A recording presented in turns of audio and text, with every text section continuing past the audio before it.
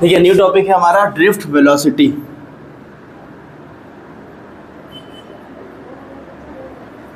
Important topic है drift velocity, और एक टॉपिक आता है ड्रिफ्ट वेलोसिटी और करंट के बीच में रिलेशन। दोनों टॉपिक इंपॉर्टेंट है।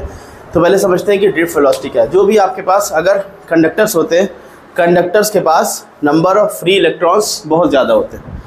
नंबर ऑफ फ्री इलेक्ट्रॉन्स एक क्यूबिक मीटर में लगभग 10⁻28 होते हैं इन 1 क्यूबिक मीटर। यानी कि अगर एक क्यूब है 1 मीटर क्यूब, तो उसके अंदर लगभग 10⁻28 इलेक्ट्रॉन्स प्रेजेंट होते हैं। किस केस में? कंडक्टर के केस में। अब जब तक उसको आपने किसी भी एक्सटर्नल सोर्स से सप्लाई नहीं करी, यानी कोई इलेक्ट्रिक फील्ड नहीं लगाई है, तो उसके पास रूम टेम्परेचर पर भी जो हीट होती है, तो उसकी वजह से उनके अंदर काइनेटिक एनर्जी होती है, जिसकी वजह से वो कंटिन्यूसली मोशन करते रहते हैं। ठीक है, वो कंटिन्यूसली लगातार जिगजैग मोशन करते रहते हैं। लेकिन जितनी भी आपके पास जितने सारे इलेक्ट्रॉन्स हैं, सबकी अपनी इंडिविजुअल वेलोसिटी क्या होती है, कोई एक नेट डायरेक्शन में कोई वेलोसिटी नहीं मिल पाती। तो उनकी जो एवरेज वेलोसिटीज़ होती है वो कितनी हो जाती है? 0 हो जाती है।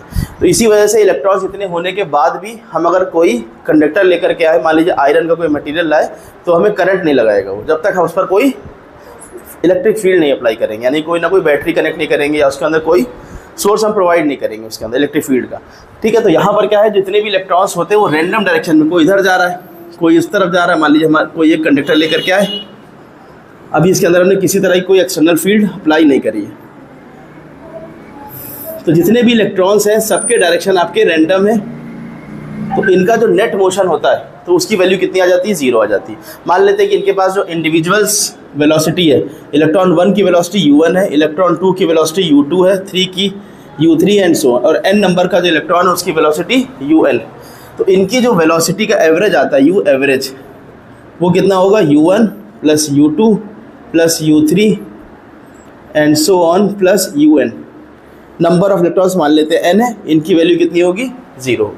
ये किस केस में? In the absence of any electric field. ये वाला केस है in the absence of electric field.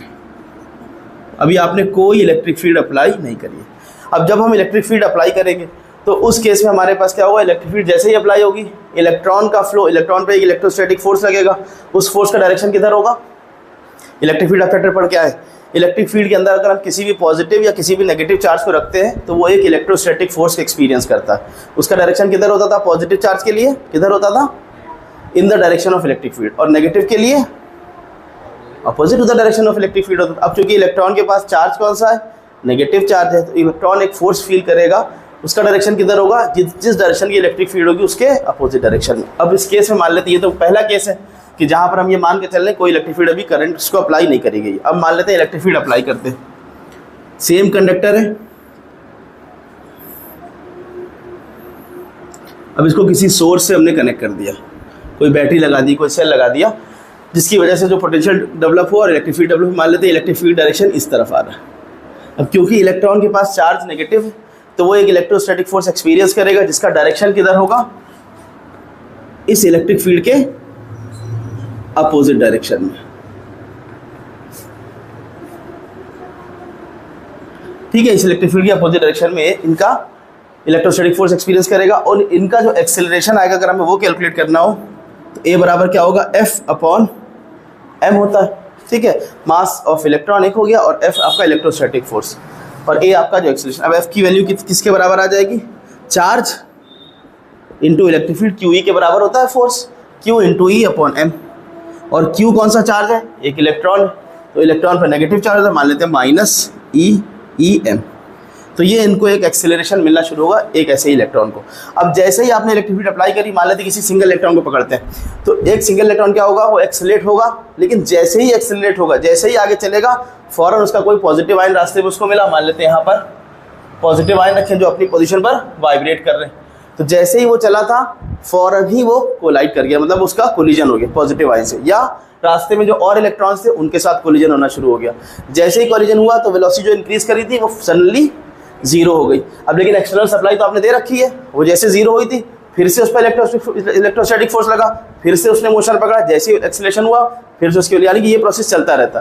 तो जो इलेक्ट्रॉन होता है एक एंड से दूसरे एंड तक आने के लिए लगातार वो, मान लेते हैं ऐसे था, ऐसे चला, और ये अपना जिगजैग मोशन तो बराबर मेंटेन करा हुआ है, मतलब वो जो काइनेटिक एनर्जी की वजह से जिगजैग मोशन है वो लगातार होता चला जा रहा है, और एक फोर्स ये इलेक्ट्रोस्टैटिक फोर्स भी एक्सपीरियंस कर रहा है। तो जिगजैग मोशन की वजह से वो इस तरफ से कहीं ना कहीं ऐसे मूव करता जा रहा है, और इलेक्ट्रोस्टैटिक फोर्स की वजह से धीरे धीरे धीरे वो आगे भी बढ़ता चला जा रहा है। लेकिन जैसे वो एक्सेलरेशन पकड़ता है वैसे उसका कोलिजन हो जाता है, वेलोसिटी जीरो हो जाती है, और फिर से उस पर इलेक्ट्रिक फील्ड लगाते हैं तो फिर से वेलोसिटी गेन करता है, फिर से कोलिजन होता है, फिर से वो जीरो हो जाता है। तो इस तरह से प्रोसेस करते करते एक एंड से दूसरे एंड तक पहुंचने में वो बिल्कुल घिसक घिसक के पहुंचता है, इसी को बोलते हैं ड्रिफ्ट।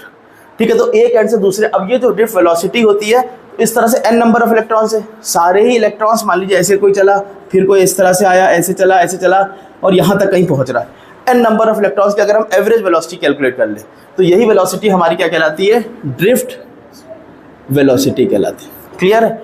अब हम लोग ने एक इलेक्ट्रॉन की तो बात कर ली थी, इंडिविजुअल इलेक्ट्रॉन की वेलोसिटी इनिशियल जीरो थी। ठीक है, अब हमें फाइनल वेलोसिटी अगर चाहिए तो इस एक्सेलरेशन भी अपने पास है।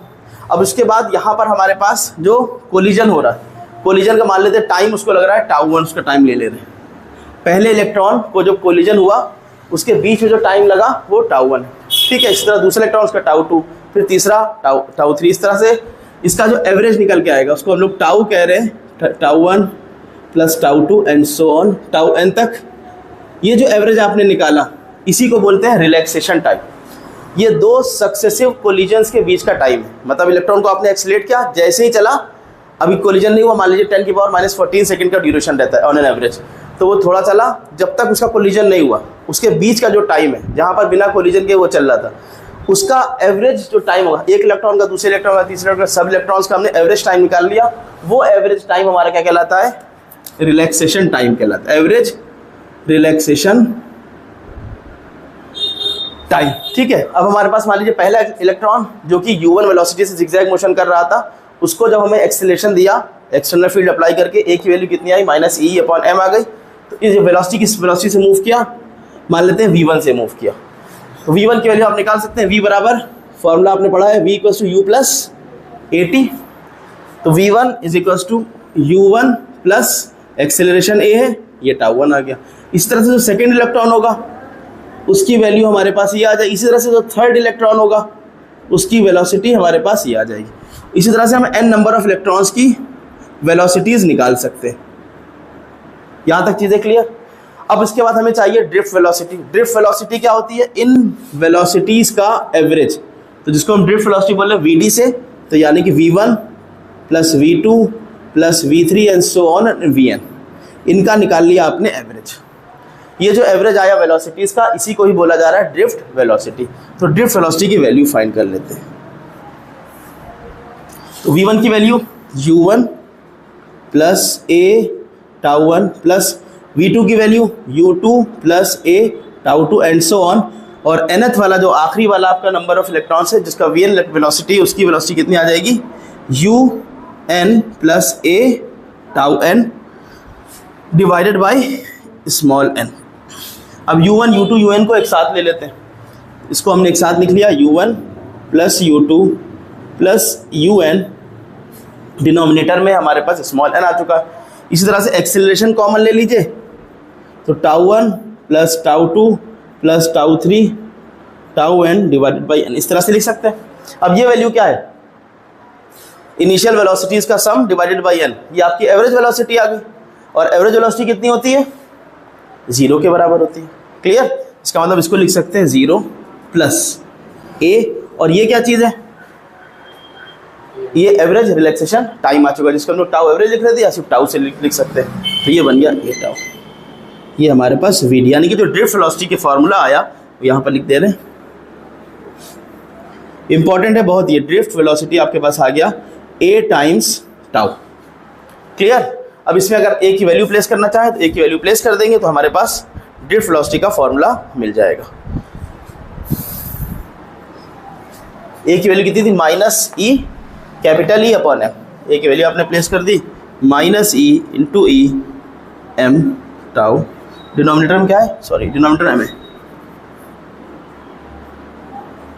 ये आ चुका है ड्रिफ्ट वेलोसिटी। तो drift velocity -e tau times m। Clear है ये चीज़?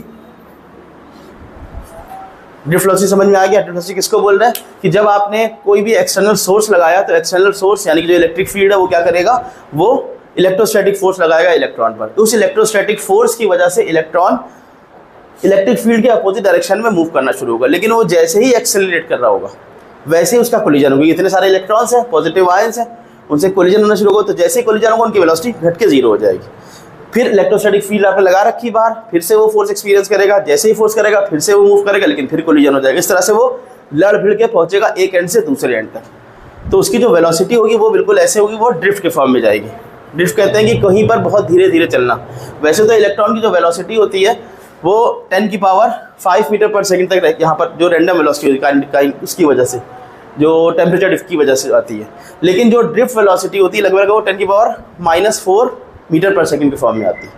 ठीक है, तो वो बहुत तेज़ी से नहीं कर पाता, मतलब घिसक घिसक के इस एंड से दूसरे एंड पर जाता। तो उसी को बोलते हैं ड्रिफ्ट वेलोसिटी। उसकी जो एवरेज निकालते हैं इन वेलोसिटीज़ का वो कहलाता है ड्रिफ्ट वेलोसिटी। इसको नोट कर लीजिए, बल्कि पहले ड्रिफ्ट वेलोसिटी की डेफिनेशन लिख लीजिए।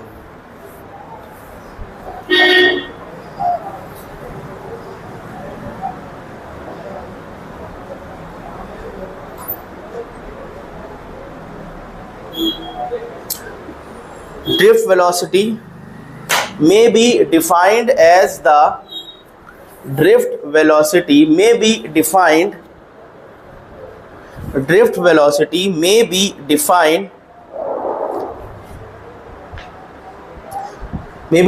as the average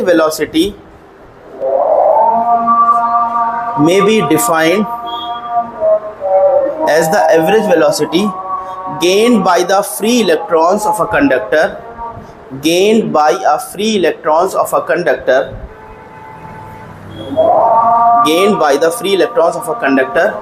in the opposite direction of the externally applied electric field